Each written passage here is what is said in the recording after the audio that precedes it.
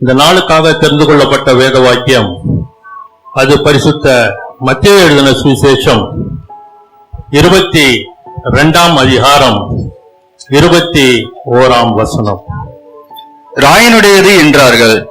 அதற்கு அவர், அப்படியானால் ராயனுடையதை ராயனுக்கும் ராயனுடையதை ராயனுக்கும் தேவனுடையதை தேவனுக்கும் செலுத்துங்கள் என்றார். தேவனுடையதை தேவனுக்கும் செலுத்துங்கள் என்றார்.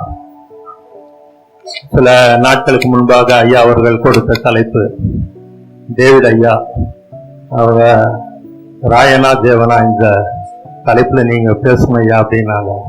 அது இருக்கும் ஒரு 3 மாசத்துக்கு முன்னால கொடுத்தாங்க அந்த தலைப்பை. நானும் தேவ சமூகத்தில் வச்சுட்டேன். கர்த்தர் இந்த முறை பேசும்படியான ஒரு பொறுப்பை கொடுத்தார். ஆகவே இது என்ன என்பதை நாம் தியானிப்போம். ராயனுடையது ராயனுக்கும் தேவனுடையதை தேவனுக்கும் செலுத்துங்கள் என்றார். இன்னைக்கு பாத்தீங்கன்னு சொன்னா 2 விதமான மக்கள் மத்தியில நம்ம வாழ்ந்துகிட்டு இருக்கிறோம். மக்கள் என்று சொல்வதை விட ராயனுக்கு கீழே வாழ்றோம், அதே நேரத்துல நம்ம உண்டாக்கின தேவனுடைய அதிகாரத்தின் கீழே நம்ம இருக்கிறோம். இப்ப என்ன நடக்குதுன்னு சொன்னா, ஆண்டவராகிய இயேசு கிறிஸ்துவினிடத்துல இந்த கேள்வியை கேட்கிறாங்க. என்ன கேட்கிறாங்கன்னா, மத்தேயு சுவிசேஷம் அதே 22 அதிகாரம் 17ஆம் வசனத்துல பாருங்க. ஆதலால் உமக்கு எப்படி தோன்றுகிறது ராயனுக்கு வரி கொடுக்கிறது நியாயமோ? ராயனுக்கு வரி கொடுக்கிறது நியாயமோ அல்லவோ அதை எங்களுக்கு சொல்லும் என்று கேட்டார்கள். அதை எங்களுக்கு சொல்லும் என்று கேட்டார்கள். ஆண்டவரை சோதிக்கிறதுக்காக கேட்கிற கேள்வி இது. ராயனுக்கு வரி கொடுக்கலாமா வேணாமா, அது நியாயமா அப்படின்னு சொல்லியும் கேட்கிறாங்க. அப்போ ஆண்டவர் என்ன சொல்றாரு பாருங்க, அடுத்த வசனத்துல.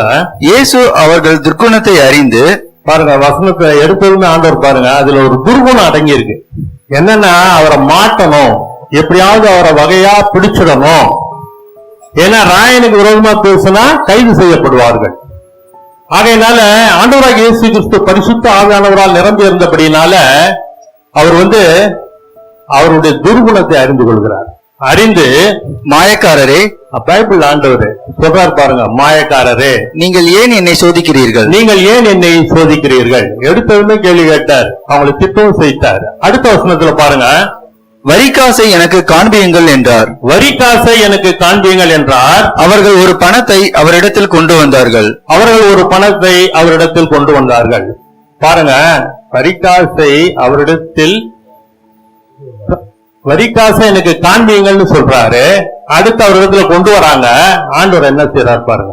அப்பொழுது அவர் இந்த சுரூபமும் மேலெழுத்தும் யாருடையது என்று கேட்டார். கையில காசை வாங்கல. நல்லா புரிஞ்சுக்கணும். ஆண்டவர் எப்பவுமே பணத்தை ஹேண்டில் பண்ணவே மாட்டார். அவர் டைரக்டா கேட்கிறாரு, அதை காண்பீங்கன்னு சொல்றாரு, கொண்டு வராங்க. ஆனா அவர் கையில வாங்கல. அவங்களே கேள்வி கேட்கிறாரு, இதில் உள்ள இந்த சுரூபமும் மேலெழுத்தும் யாருடையது என்று கேட்டார். அப்போ அவங்க சொல்றாங்க, ராயனுடையது என்றார்கள்.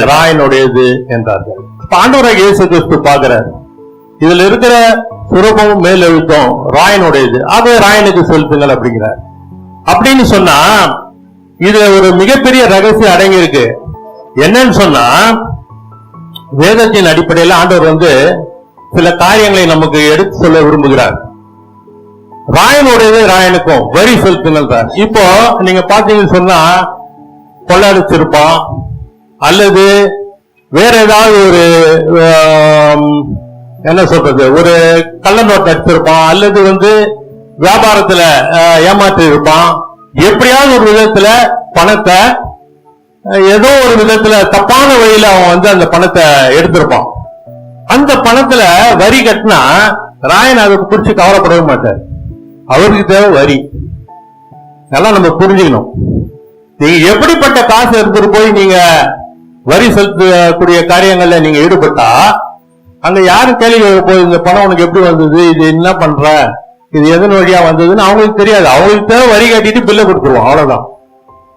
ஆனா ஆண்டவர் சொல்றாரு, ராயனுடையதை ராயனுக்கும் தேவனுடையதை தேவனுக்கும் அப்படின்னு சொன்னா, நீங்க தேவ சமூகத்துல கொண்டு செலுத்துற காணிக்கை உங்களுடைய உழைப்பினால், உங்களுடைய வேர்வை சிந்துதலினால் நியாயமான முறையில நீங்கள் தேவனுக்கு பயந்து பரிசுத்தமா இருக்கும் பொழுது தேவனுடைய கற்பனைகளையும் கட்டளைகளையும் கை கொண்டு அவருடைய உடன்படிக்கைக்கு மதிப்பு கொடுத்து அவர் நம்மோடு இருக்கிறார் என்ற அந்த உணர்வோடு இருந்து நீங்கள் பரிசுத்தமான காணிக்கை தேவ சமூகத்தில் செலுத்தணும். அதான் ஆண்டவர் சொல்றார். ரொம்ப சொல்லாம சொல்றாரு. ராயனுடைய ராயனுக்கு இந்த உலகத்துல எப்படி வேணா சம்பாதிச்சு இருப்பான். இன்னைக்கு கொலை செய்யறதுக்கெல்லாம் கூலி படம் இருக்கு. 5 லட்சம் 10 லட்சம் 1 கோடின்னு வாங்கி செய்திடுறாங்க. அந்த பணத்தை பிரிச்சுக்கிறாங்க. அப்ப அது உழைத்து சம்பாதிச்ச பணமா? கொஞ்சம் யோசிச்சு பார்க்கணும். விபச்சார வேசித்தனத்தின் மூலமா சம்பாதிக்கிறாங்க. அது உழைச்சி சம்பாதிச்ச பணமா? கொஞ்சம் யோசிக்கணும். நியாயமான முறையில சட்ட திட்டங்களுக்கு உட்பட்டு பரிசுத்தமான வழியில சம்பாதிக்கக்கூடிய பணம் தான் தேவனுக்கு காணிக்கையை செலுத்தணும். அதை தான் தேவன் விரும்புகிறார். ஆண்டவர் ரொம்ப சாதாரணமா சொல்லிட்டார். தேவனுடையதை தேவனுக்கு. தேவன் பரிசுத்தர். 1 பேதுரு 1:15-16 வசனத்தின்படி நான் பரிசுத்தரா இருக்கிறது போல நீங்களும் பரிசுத்தமா இருங்கள். இந்த பூமியில எப்படி வேணா சம்பாதிக்கலாங்க பணத்தை, எப்படி வேணா சம்பாதிக்கலாம். ஆனா நியாயமா சம்பாதிக்கிறதுன்னு ஒரு வழி இருக்கு. அந்த வழியில தான் சம்பாதிக்கணும். அதுதான் தேவனுக்கு பிரியமானது. ஆகவே ஆண்டவர் சொல்லிட்டார். மிக திட்டமும் தெளிவாக சொல்றார். பாருங்க, இப்போ இந்த பூமியில ராயனா தேவனா ராயனா தேவனா அப்படின்னு சொல்லி போயிட்டே இருக்கு. ராயன் என்று சொன்னால் ராஜா அல்லது நாட்டினுடைய மூத்த தலைவர்கள், ஜனாதிபதி, பிரதம மந்திரி அல்லது இன்னும் நம்மை ஆளக்கூடியவர்களாக கூட காணப்படலாம். இங்க எலியா எச்சரிக்கிறாரு, மக்களை கேட்கிறாரு, எந்த மட்டும் இந்த மாதிரி இருப்பீங்க? ஏன் நீங்க தெய்வத்துக்கு முக்கியத்துவம் கொடுக்க மாட்டேங்கிறீங்க? எப்படி நீங்க இந்த மாதிரி மன குருட்டாட்டத்தில் நடக்கிறீங்களே அப்படின்னு சொல்லி கேட்கும்போது அவங்க ஒன்னும் சொல்ல, கம்மன் தான் இருக்கிறாங்க. அந்த அளவுக்கு அவர்கள் மனக்கண்கள் கட்டப்பட்டிருக்குது. வேதத்தின் அடிப்படையில பாருங்க, இங்க ஒரு நபர் ஒருத்தர் கீழே தான் அடிமையா இருந்து வேலை செய்யறார். ஆதியாகமம் 39ஆம் அதிகாரம் 10ஆம் வசனம் யோசேப்பை குறிச்சு பாக்குறோம். அவள் நித்தம் நித்தம் யோசேப்போடு இப்படி பேசிக் கொண்டு வந்தும் அவன் அவளுடனே சயனிக்கவும் அவளுடனே இருக்கவும் சம்மதிக்கவில்லை. பாருங்க பிரியமானவர்களே, யோசேப்பு அடிமையா தான் போறார். அவரை விலைக்கு வாங்கிடுறாரு. எகிப்து தேசத்தில் இருக்கக்கூடிய ஒரு செல்வந்தர் வாங்கி அவர் தன்னுடைய வீட்டில தான் அவரை வச்சு முழு பொறுப்புகளையும் அதிகாரத்தையும் கொடுக்கிறார். அப்படி இருக்கும் பொழுது யோசேப்பு கர்த்தருக்கு பயந்து அந்த வீட்டுல தன்னுடைய வேலைகளை செய்து வருகிறார். அப்படி இருக்கும் பொழுது அந்த வீட்டில் இருக்கக்கூடிய அந்த பெண்மணி யோசேப்பை ரொம்ப அந்த அம்மா தப்பான வழியில் நடத்தணும்னு பாக்குறாங்க. ஆனா யோசேப்பு அதுக்கு இணங்கல. 9வது வசனத்துல பாருங்க, இந்த வீட்டிலே யோசேப் சொல்றார், இந்த வீட்டிலே என்னிலும் பெரியவன் இல்லை, நீ அவருடைய மனைவியா இருக்கிறபடியால் உன்னை தவிர வேறொன்றும் அவர் எனக்கு விலக்கி வைக்கவில்லை. இப்படி இருக்க நான் இத்தனை பெரிய பொல்லாங்குக்கு உடன்பட்டு தேவனுக்கு விரோதமாய் பாவம் செய்வது எப்படி என்றான். பாருங்க, இந்த இடத்துல யோசேப்பு ஒரு ராயனு கீழே தான் இருக்கிறார், ஒரு எஜமான கீழே தான் இருக்கிறார். ஆனா அந்த எஜமானுக்குரிய வேலைகளை அவர் செய்யறார். என்னென்ன செய்யணுமோ அந்த வீட்டுக்குரிய காரியங்களை விசாரணைக்காரனா தான் வைக்கிறாங்க, எல்லாத்துக்கும் மேலாக. அப்படி இருக்கும் பொழுது எல்லாத்தையும் உண்மையும் உத்தமமா செய்யறாரு யோசேப்பு. அந்த ராயனுக்கு விசுவாசமா நடக்கிறாரு, உண்மையா இருக்கிறாரு, எந்த விதத்திலையும் அவருக்கு துரோகம் பண்ணல. இப்படி இருக்கக்கூடிய சூழ்நிலையில அந்த வீட்டுல இருக்கக்கூடியவர்கள் அவனை தவறான வழிக்கு நடத்துவதற்காக செயல்படும் பொழுது யோசேப்பு பாருங்க அதே நேரத்தில் என்ன சொல்றாருன்னா, நான் இத்தனை பெரிய பொல்லாங்குக்கு உடன்பட்டு தேவனுக்கு விரோதமாய் பாவம் செய்வது எப்படி? அவர் அடிமையா தான் இருக்கிறாரு. அவரை யாரும் கண்காணிச்சுக்கிட்டு இல்ல. அதே நேரத்துல யோசேப்புக்கு உள்ளுக்குள்ள பாருங்க, தேவன் தன்னை பார்க்கிறாருங்கிற அந்த பயம் உள்ளுக்குள்ள இருக்குது. கர்த்தருக்கு பயப்படுறாரு. இது மிகப்பெரிய பொல்லாங்காச்சு, இந்த பாவத்துக்கு நம்ம உடன்படக்கூடாது, இது தேவனுக்கு பிரியமானது அல்ல. ராயனுடைய வேலைகளை செய்யறாரு. அதே நேரத்துல தேவனுக்கு எது முக்கியமோ அதுல அதிகமா தன்னுடைய மனதை செலுத்துறார். இது நிமித்தம் நம்ம பாக்குறோம் அவரை எவ்வளவு பாடுகள் பட்டாரு, வேதனை பிற்பாடு கர்த்தர் அவரை எப்படி உயர்த்தினார்னு பாக்குறோம். ராயனுக்குரியதை அவர் செய்யறார், அதே நேரத்துல தேவனுக்குரியதும் அவர் செய்யறார். தேவனுக்கு செலுத்த வேண்டியது என்னங்க? பரிசுத்தம். தேவன் அதை நம்மிடத்தில் எதிர்பார்க்கிறார். இங்க யோசேப்பு கண்மூடி நேரத்துல தப்பு செய்து இருக்கலாம், ஆனா அவர் செய்யல. ஏன் செய்யலன்னா தேவன் தன்னை பார்த்து கொண்டு இருக்கிறாருங்கிறத அவர் நித்தமும் உணர்ந்து கொண்டிருக்கிறார். தேவன் சமூகத்துல இருக்கிறார். அவர் என்னதான் ஒரு ராயனுக்கு வேலை செய்தாலும் தேவன் சமூகத்துல அவர் அனுதினமும் போய் உட்கார்ந்து ஜெபிக்கக்கூடிய ஒரு நபராக இருக்கணும். அப்பதான் கர்த்தர் தன்னை பார்க்கிறாருங்கிற அந்த பயம், அந்த மனசாட்சி அவருக்குள்ள வேலை செய்யுது. ஒரு செகண்ட்ல விழுந்து போயிட்டு இருக்கலாம், ஒரு செகண்ட்ல அவர் பாவத்துக்கு அடிமையா இருக்கலாம். ஆனா இல்ல, அவர் சரீரத்துல வேற ஒரு நபருக்கு அடிமையா இருக்கிறார், ஆனா ஆத்மாவில அவர் சாத்தானுக்கு அடிமையாகுது. ரொம்ப நம்ம ஜாக்கிரதையா ஒரு நபருக்கு நம்ம வேலை செய்யலாம், பிரச்சனையே கிடையாது. ஆனா நம்முடைய ஆத்மா ரொம்ப முக்கியம். இந்த ஆத்மா போய் இன்னொருத்தர்கிட்ட சிக்கிடக்கூடாது, பிசாசனுடைய கரத்துக்கு போயிடக்கூடாது. இந்த ஆத்மா அது மீட்டுக்கிட்டு வர்றது ரொம்ப கஷ்டம், அது ரொம்ப கடினமான ஒரு செயல். அது ஆண்டவராக இயேசு கிறிஸ்துவினால் மட்டும்தான் முடியும். ஏன்னா என்னுடைய ஆத்மா பாதாளத்தில் கட்டப்பட்டுச்சு, சங்கிலியில இருந்து ஆண்டவர் விடுதலை பண்ணி வெளியே கொண்டு வந்தார். விளையாட்டு கிடையாது. அதுக்குதான் நான் உங்களுக்கு சொல்ல வரேன். ஆரம்பத்திலேயே நம்ம உஷாரா இருந்தோம், தூரம் வந்துடணும். ஆரம்பத்திலேயே நம்ம தூரம் நின்னுடணும். செய்ய வேண்டிய வேலை எதுவோ அதை நம்ம செய்யணும். அதுக்குதான் நமக்கு சம்பளம் கொடுக்கப்படுது. அதே நேரத்துல தவறான தொழில்களை நாம் செய்யக்கூடாது. அது நமக்கு நல்லா தெரியும், எது தவறு எது ரைட்டுங்கிறது நமக்கு நல்லா தெரியும். தவறான தொழில்களை செய்யக்கூடாது. அது என்னதான் மிகப்பெரிய கூலி நமக்கு கொடுக்கப்பட்டாலும் அந்த ராயனு கீழே நம்ம இருக்கக்கூடாது. இங்க வேதத்தின் அடிப்படையில நம்ம பார்க்கிறோம், யோசேப்பு ரொம்ப பயந்து நடுங்கி தேவ சமூகத்துல அடிமையா இருந்தா கூட யாரும் கேட்க போறது கிடையாது. இருந்தாலும் தேவன் நம்மளை நியாயத்திற்கு கொண்டு வருவார், அந்த மன பயம் அவருக்குள்ள இருந்தது. கர்த்தருக்கு பயப்படுது, அதனாலதான் அவருக்கு ஞானம் கொடுக்கப்பட்டது. விசேஷித்த ஞானம், யோசேப்பினுடைய ஞானம். வேதத்தின் அடிப்படையில பாருங்க, இப்போ யோசேப்பு இப்படிப்பட்ட ஒரு ராயனுக்கு இருந்தார் இல்லையா? இப்போ தானியேல்ல பார்க்கலாம் வாங்க. தானியேல் 6ஆம் அதிகாரம், தானியேல் 6ஆம் அதிகாரம் 1ஆம் வசனம். ராஜ்யம் முழுவதையும் ஆளும்படிக்கு தன் ராஜ்யத்தின் மேல் 120 தேசாதிபதிகளையும் ராஜாவுக்கு நஷ்டம் வராதபடிக்கு அந்த தேசாதிபதிகள் கணக்கு ஒப்புவிப்பதற்காக அவர்களுக்கு மேலாக 3 பிரதானிகளையும் ஏற்படுத்துவது தரியுவுக்கு நலம் என்று கண்டது. இவர்களில் தானியேல் ஒருவனாய் இருந்தான். பாருங்க பெரியமானவர்களே, இங்க என்ன நடக்குதுன்னு சொன்னா, நேபுகாத்நேச்சார் இறந்துறாரு. அதுக்கப்புறம் அவருடைய மகன் வராரு, பெல்சாட்சார் அப்படின்னு ஒருத்தர் வராரு. அவரும் இறந்து போன பிற்பாடு மேதியன் ஆகிய மேதிய பர்ஷிய 2 ராஜ்யங்கள் யுத்தம் பண்ணி இந்த பாபிலோன் மாகாணத்தை பிடிச்சிருவாங்க, தேசத்தை பிடிச்சிடுறாங்க. அப்ப இங்க என்ன நடக்குதுன்னா, தரியு, மேதியன் ஆகிய தரியு அரசாளுவார். இப்ப தரியு ராஜா அரசாளும் பொழுது அவர் என்ன பண்றாரு, மொத்தம் 127 ராஜ்யங்கள். எஸ்தர் புத்தகத்தில் நீங்க பாத்தீங்கன்னா இந்து தேசம் முதல் எத்தியோப்பியா வரை 127 ராஜ்யங்கள் அடங்கிய ஒரு நிலப்பரப்பு ஆண்டு கொண்டு வந்து அகாசோர் மன்னன் காலத்தில் சொல்லப்படும். 127 ராஜ்யங்கள். இந்த 127 ராஜ்யங்களுக்கும் இந்த தரியு ராஜா இப்போ அதிபதி ஆயிட்டாரு. அதிபதி ஆகி இவர் என்ன பண்றாரு, 120 தேசாதிபதியை நியமிக்கிறார்.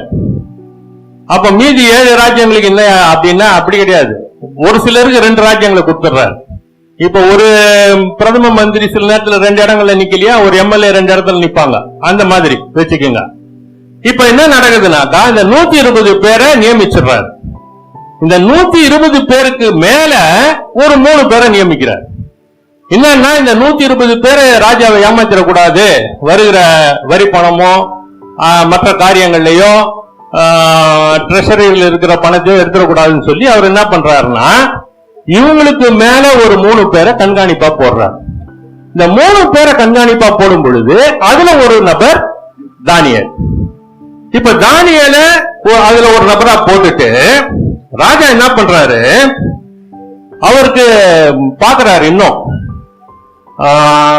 அடுத்த வசனத்துல பாத்தீங்கன்னா தெரியும். இப்படி இருக்கும் பொழுது என்ன நடக்குதுன்னா, ராஜா தானியேல் வந்து எல்லாத்திலும் சாமர்த்தியமா இருக்கிறாரு, அவரை இன்னும் மேல போட்டுடலாம் அப்படின்னு சொல்லி ஒரு ஐடியா வருது. படிங்க. இப்படி இருக்கையில் தானியேல் பிரதானிகளுக்கும் தேசாதிபதிகளுக்கும் மேற்பட்டவனாய் இருந்தான். தானியேலுக்குள் விசேஷித்த ஆவி இருந்தமையால் அவனை ராஜ்யம் முழுமைக்கும் அதிகாரியாக ஏற்படுத்த ராஜா நினைத்தான். ராஜா பார்த்துட்டாரு, இப்ப தானியேலுக்குள்ள ஒரு விசேஷித்த ஆவி இருக்கு, இந்த தானியேல் மொத்தத்தையும் அரசாளக்கூடிய அளவுக்கு தகுதி உள்ளவரா இருக்கிறார் அப்படின்னு சொன்னா ராஜாவையும் தாண்டி மேலாக இருந்து அரசாட்சி செய்யக்கூடிய அந்த ஞானமும் வல்லமையும் தானியேலுக்கு இருக்குதுங்கிறது ராஜா அறிந்து கொண்டார். அறிந்து கொண்டு தானியேலை அழிக்க நினைக்கல. தானியேலை என்ன பண்றாருன்னா ராஜ்யம் முழுமைக்கும் அதிகாரி ஆக்கிடலாம் அப்படின்னு சொல்றார். நல்ல எண்ணம் கொண்ட ஒரு ராஜா. அப்படி இருக்கும் பொழுது என்ன நடக்குதுன்னு சொன்னா, எப்படியாவது தானியேல் ஏதாவது ஒரு விதத்துல தப்பு செய்யறாரா, ஏதாவது ஒரு விதத்துல பணத்தை கொள்ளடிக்கிறாரா, ஏதாவது ஒரு விதத்துல ஏதாவது லஞ்சம் வாங்குறாரா, ஏதாவது ஒரு விதத்துல குற்றம் கண்டு பண்ண முடியல. உண்மை உள்ளவனா இருக்கிறான்னு சொல்றான். அவங்களே சொல்லிட்டானுங்க, ஒண்ணுமே பண்ண முடியல தானியேல. என்னடா பண்றது? இப்படி இருந்தா நம்ம என்ன ஆவறது? தானியேல் மேல வந்துட்டா, தானியேல் மேலதான் பொறாம, தானியேல் மேலதான் அவங்களுக்கு எரிச்சல், தானியேல் மேலதான் கோபம். ஆனா வெளியே கோபத்தை காட்ட மாட்டாங்க, உள்ளுக்குள்ள கோபம் இருக்கும், வெளியே புன்சிரிப்போட இருப்பானு. அப்படின்னா எப்போ உன்னை முழுங்கலான இருக்கிறோம் அப்படின்னு அர்த்தம். அப்போ ஒண்ணுமே பண்ண முடியல அவங்களால. அவங்க பாருங்க எவ்வளவு ஜாக்கிரதை வினாவாகிறான்னு பாருங்க. 4-5 வசனம் பாருங்க. அப்பொழுது அந்த மனுஷர் நாம் இந்த தானியேலை அவனுடைய தேவனை பற்றிய வேத விஷயத்திலே குற்றப்படுத்தும் முகாந்தரத்தை கண்டுபிடித்தால் ஒழிய அவனை வேறொன்றிலும் குற்றப்படுத்தும் முகாந்தரத்தை கண்டுபிடிக்க கூடாது என்றார்கள். பாருங்க, வேத விஷயத்துக்கு வந்துட்டாங்க இப்போ. அப்பனா என்னன்னா, அந்த தேசாதிபதிகளும் அந்த பிரதானிகளும் வேதத்தையும் தானியேல் படிக்கக்கூடிய வேத காரியங்களையும் அவங்க படிச்சிருக்கிறாங்க, அதையும் அவங்க தெரிய வச்சுட்டு இருக்கிறாங்க. அப்ப அவங்க என்ன பண்றாங்கன்னா, தானியேலை பிடிக்கணும்னா வேத விஷயத்துல தான்பா பிடிக்கணும், மற்ற காரியங்கள்ல அவனை பிடிக்க முடியாது. அவனுக்கு எந்த விதத்திலையும் உலகப்பூர்வமான ஆசைப்பற்றுதல் இல்ல, எந்த விதத்திலையும் அவனை சிக்க வைக்க முடியல. என்ன வலை போட்டாலும் வலை கிழிஞ்சு போகுது, என்ன தூண்டில் போட்டாலும் தூண்டில் இருக்கிற புழு சாப்பிட்டு போயிடுறாரு, தூண்டில்ல மாட்ட மாட்டுறாரு. இப்படிதான் அவங்க வந்து என்னென்னவோ பிரயாசப்பட்டு பாக்குறாங்க, தானியேலை பிடிக்க முடியல. ஆனா இப்போ பைனலா ஒரு போடுறாங்க, இந்த அஸ்திரம் இது வேலை செய்யும், இதுல புடிச்சிடலாம் அப்படின்றாங்க.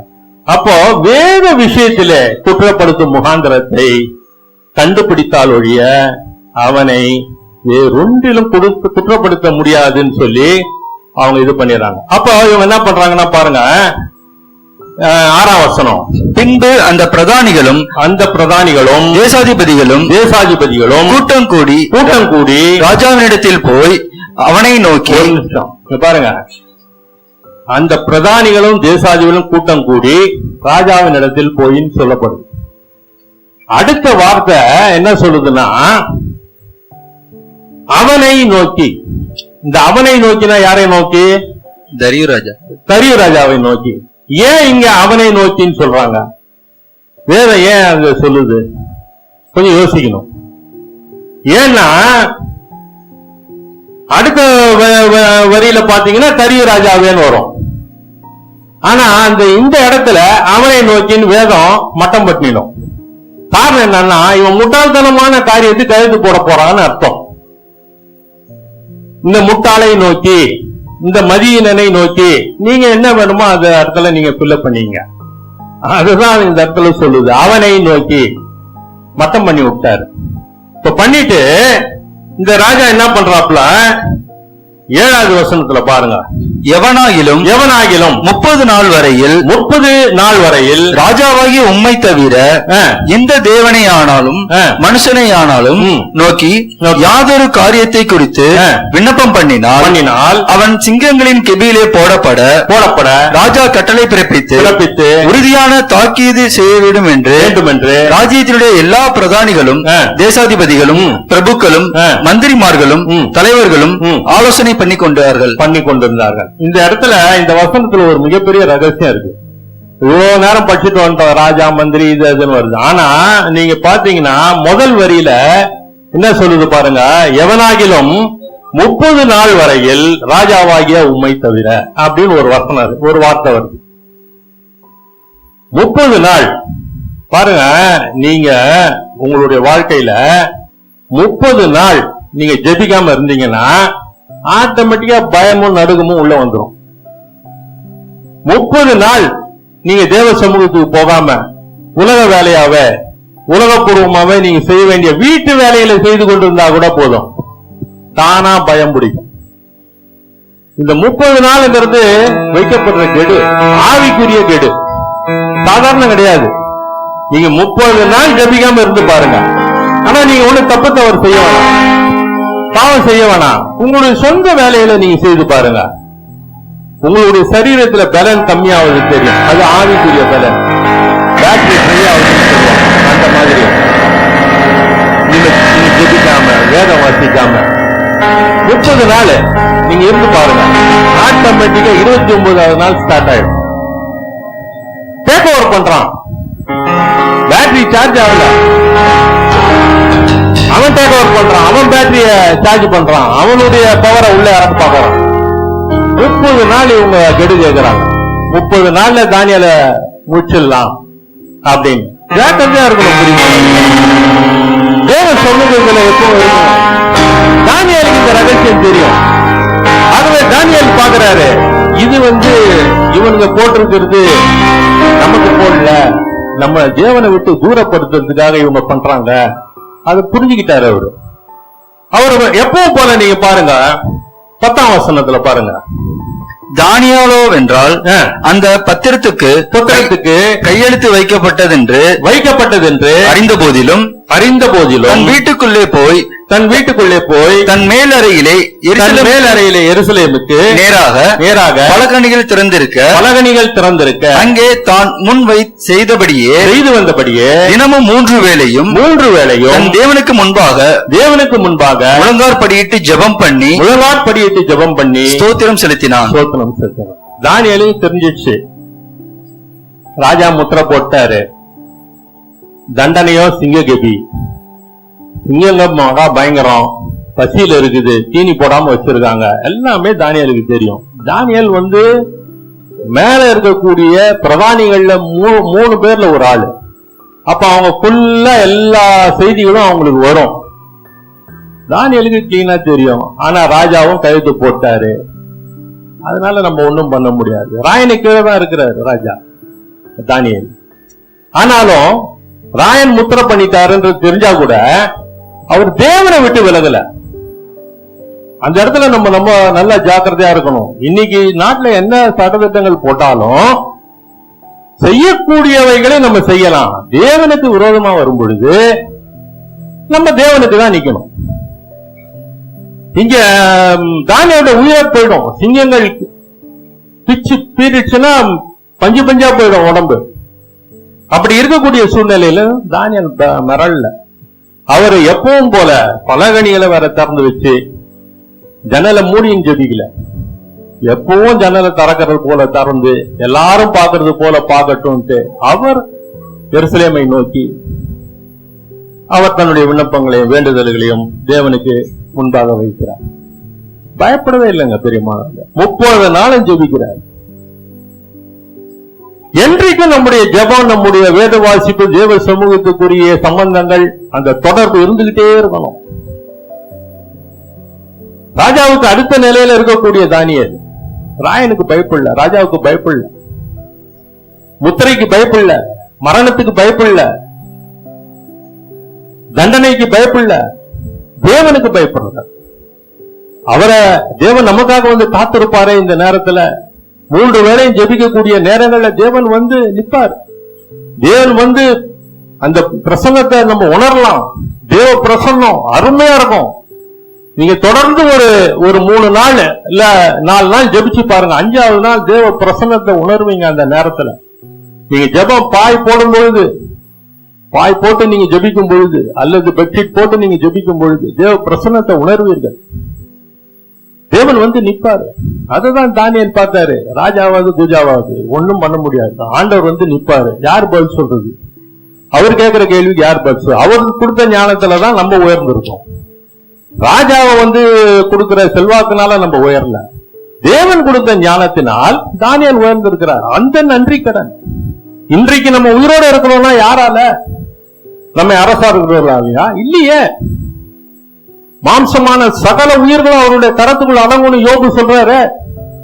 அப்படி இருக்கக்கூடிய அந்த சூழ்நிலையில நம்முடைய ஜீவனை கொடுத்து நம்முடைய ஜீவனை காப்பாற்றுவதற்கு தான் நம்ம நன்றி கடன் செலுத்தணும். அவருக்கு தான் நம்முடைய மரியாதையை செலுத்தணும், அவருக்கு தான் நம்முடைய கனத்தை செலுத்தணும். இன்னைக்கு என்ன சொல்றாங்க?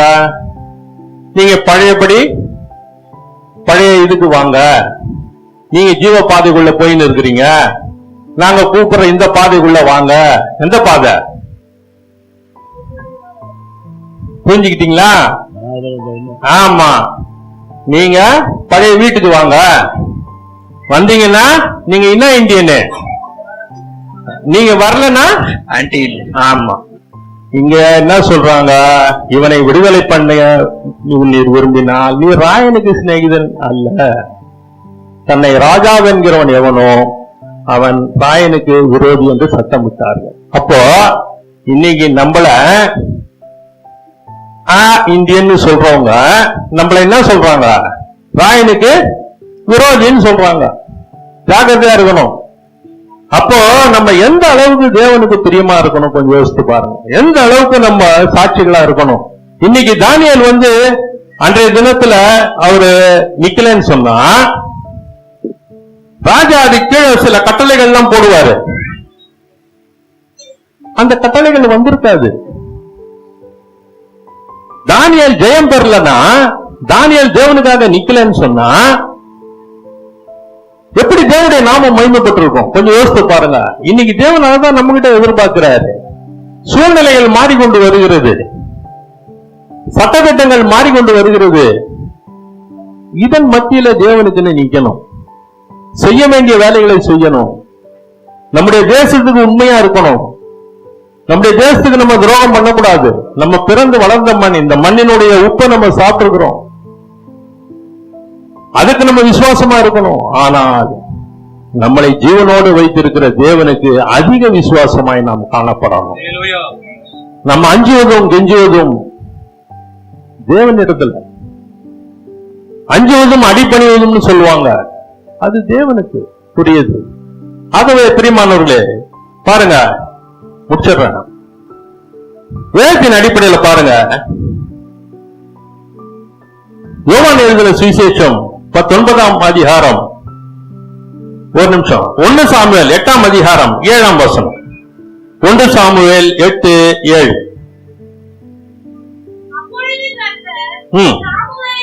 சாமுவேலை நோக்கி,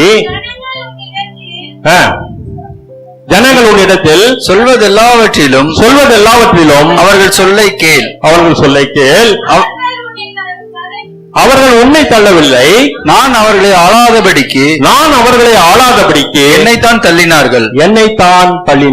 பாருங்க பிரியமானவர்களே, இங்க என்ன நடக்குதுன்னு சொன்னா, மக்கள் திடீர்னு ஒரு கூட்டமா சேர்ந்து இஸ்ரவேல் மக்கள், எங்களுக்கு தீர்க்கதரிசியினுடைய போதனைகள் தேவையில்லை, எங்களுக்கு ராஜா வேணும்ட்டாங்க.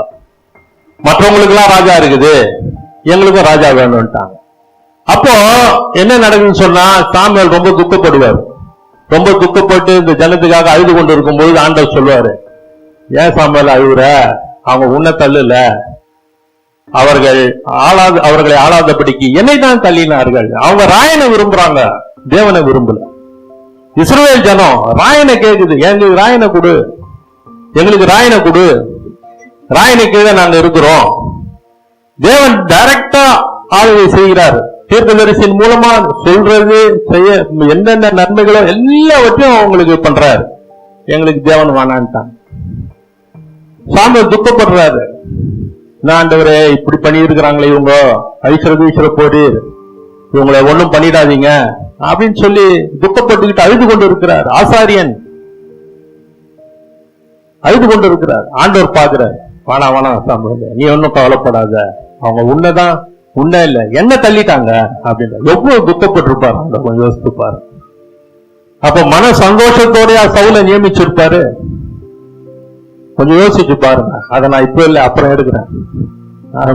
ஏன் சவுல் மாறுறாரு, என்ன ஏது, அதெல்லாம் அப்புறம் இன்னொரு தரம் பார்ப்போம்.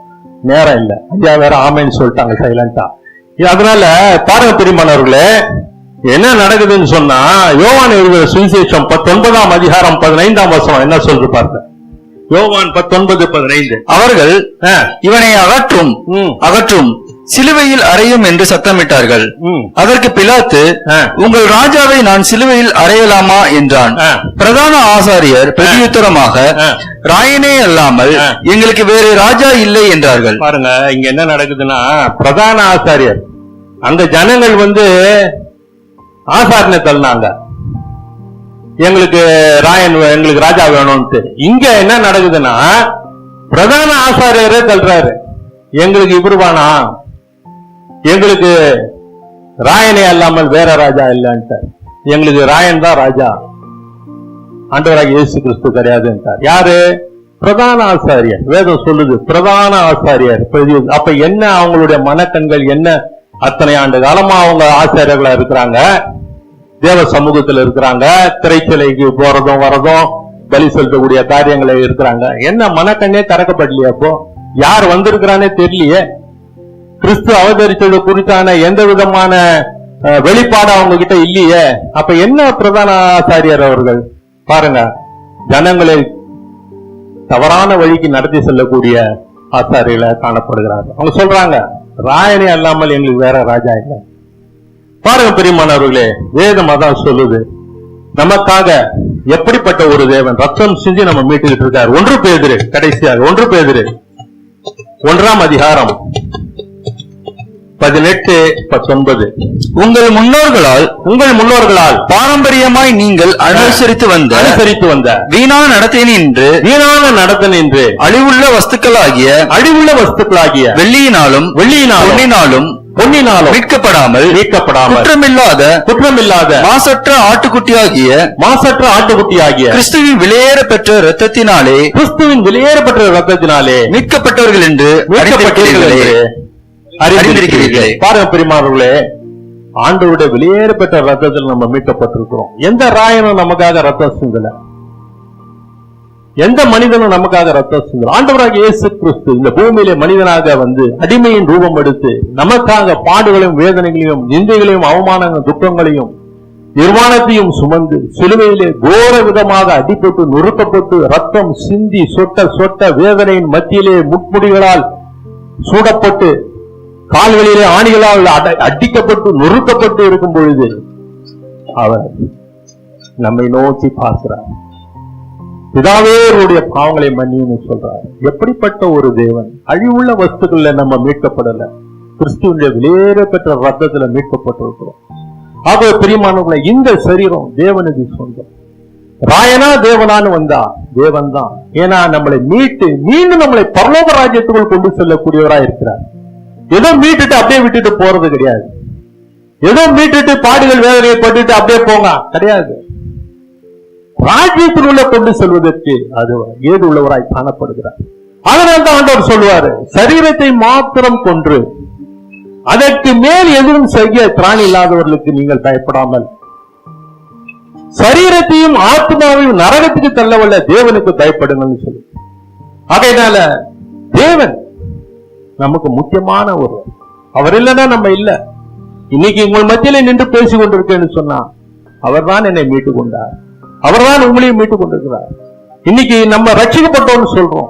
யாருடைய இதுல நீங்க ரட்சிக்கப்பட்டிருக்கீங்க? கிறிஸ்துவின் வெளியேற பெற்ற ரத்தத்தினால் ரட்சிக்கப்பட்டிருக்கு. ஆகவே நாம் யாருக்கு சொந்தமானவர்கள்? தேவனுக்கு சொந்தமானவர்கள். இந்த பூமியிலே நம்ம செய்ய வேண்டிய வேலையிலே நம்ம செய்யணும். அரசாங்கத்துக்குரிய வரியை செலுத்தணும், அரசாங்கத்துக்குரிய மதிப்பு மரியாதையை கொடுக்கணும். அதே நேரத்தில் தேவன் சம்பந்தப்பட்ட காரியங்கள் வரும் பொழுது நாம் தேவனுக்காக தான் நம்ம நிலை நிற்கணும். பிரியமானவர்களே, ஆண்டவர் என்ன சொல்றாரு பாருங்க. கடைசியாக 1 பேதுரு 2ஆம் அதிகாரம் 10ஆம் வசனம். பிரியமானவர்களே, கர்த்தர் தாமே நம்மை ஆசீர்வதிக்கணும், கர்த்தர் தாமே நம்மை பலப்படுத்தணும். தேவனுடைய பலம் நமக்கு வேணும்னு சொன்னா ஜெபம், வேத வாசிப்பு, பரிசுத்தம், இப்படிப்பட்ட காரியங்கள்ல நம்முடைய வாழ்க்கையை அர்ப்பணிச்சிடணும். உள்ளுக்குள்ள பரிசுத்தத்துக்கு அர்ப்பணிச்சிடணும். முதல் கண்கள் தான். கண்களை பரிசுத்தத்துக்கு ஒப்பு கொடுக்கணும். கண்களை பரிசுத்தத்துக்கு ஒப்பு கொடுத்தா சரியா ஆட்டோமேட்டிக்கா டியூனிங் ஆகும். ஆட்டோமேட்டிக்கா டியூன் ஆகும். கண்ணை பரிசுத்தத்துக்கு ஒப்பு கொடுங்க, ஆட்டோமேட்டிக்கா டியூனிங் ஆகும். தேவனுக்கு என்றக்கூடிய காரியங்கள்ல கண்களை செலுத்துங்க. கர்த்தர் நம்மளை ஆசீர்வதிக்கட்டும். கர்த்தர் நம்ம மேல் கிருபையா இருப்பாராக.